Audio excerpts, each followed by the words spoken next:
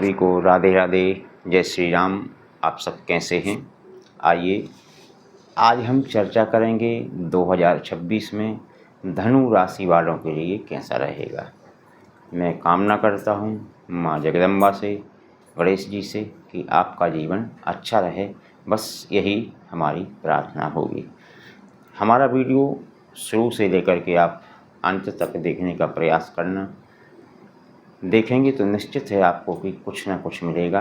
और सच मानिए कि ज्योतिष में धनु राशि एक राशि ऐसी है जिसको हमारे ज्योतिषाचार्य, हमारे विद्वान सबसे लकी राशि मानते हैं, क्योंकि जीवो मीन धनु स्वामी, आपकी राशि के स्वामी हैं गुरु। जीवो कहते हैं गुरु को, और गुरु जिसका बलवान हो तो चेला पहलवान होता है, ऐसा शास्त्र का भी मत है और विद्वानों का भी मत है। तो आपके लग्न के स्वामी जो हैं गुरु हैं, और वो भी उसको लग्न है और केंद्र भी कहा जाता है। तो अब आप ये मानिए कि आपके जो लग्न के स्वामी हैं, जो गुरु हैं, जैसे हमारे सामने पत्री है और वह यदि केंद्र में ही बैठे हों और उनकी दृष्टि सीधे अपने स्थान पर भी पड़ रही हो, तो फिर उसका कोई कुछ बिगाड़ नहीं सकता है। तो आप, यदि हम आपको ये बताना चाहेंगे, अभी आप व्यापार से परेशान थे, तो निश्चित है कि 2026 में आपका व्यापार बहुत अच्छा चलेगा। आप मेहनत कीजिए, आपको सफलता मिलेगी। आप नौकरी से परेशान हैं, कहीं इंटरव्यू देने जाते हैं, उसमें आपको दिक्कत आती थी, तो इस बार मैं आपको विश्वास दिलाता हूं कि आप कहीं पर भी जाएंगे इंटरव्यू देने, तो निश्चित है कि आप उसमें आंख बंद करके निकल जाएंगे। कुछ करने की ही ज़रूरत नहीं है, क्योंकि जो व्यक्ति बुद्धिमान होता है उसके पास तर्क शक्ति होती है, और जब वह बुद्धिमानी से अपने जवाब देता है तो निश्चित है कि वो पास हो जाएगा। यदि आपको भूमि से, वाहन से, भवन से, इन सब से किसी भी प्रकार की यदि आपको दिक्कत है, तो देखिए ग्रहों के राजा भी सूर्य हैं और वो भी केंद्र में बैठे हैं। वो भी आपको शक्ति प्रदान करेंगे, और जब शक्ति प्रदान करेंगे तो सूर्य अपना फल इनका कुछ अलग होता है, क्योंकि जिसके अंदर एक बार तेज प्रदान कर देते हैं वह व्यक्ति सर्वशक्तिमान हो जाता है, शक्तिशाली होता है। दुनिया की कोई भी वह व्यक्ति काम कर सकता है। साथ में बुध है, बुध सूर्य को अपना मित्र मानता है।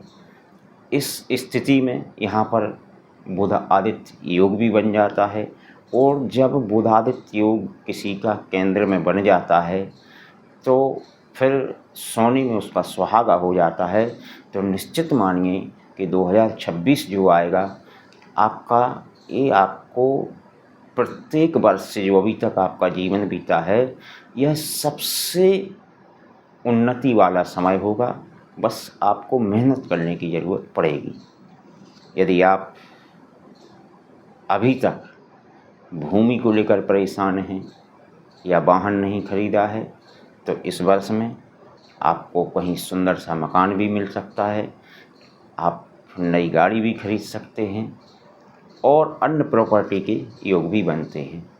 यदि आपका विवाह नहीं हुआ है, तो देखिए यहाँ पर जो विवाह के मुख्य मालिक हैं, पार्टनर लाइफ के मालिक होते हैं शुक्र।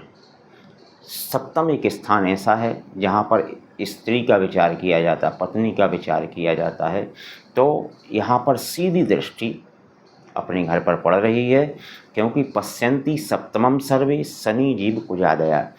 तो जब अपने घर को वो बलवान बनाते हैं, वह घर यदि बलवान हो जाता है, तो निश्चित है कि आपको जीवन में कभी परेशानी नहीं आएगी। विशेष करके चर्चा कर रहे हम आपकी शादी से संबंधित, तो शादी जो है 2026 में यदि अभी तक नहीं हुई है तो हो जाएगी, और यदि हो गई है तो आपकी पत्नी से मधुर संबंध होंगे और आपका अच्छा समय चलेगा। आगे चर्चा करेंगे आपकी भाग्य भाव की। देखिए भाग्य भाव में केतु विराजमान हैं, और घबराना मत। राहु केतु, ज़्यादातर लोग ये कहते हैं कि गुरुजी खराब फल देते हैं, ऐसा नहीं है।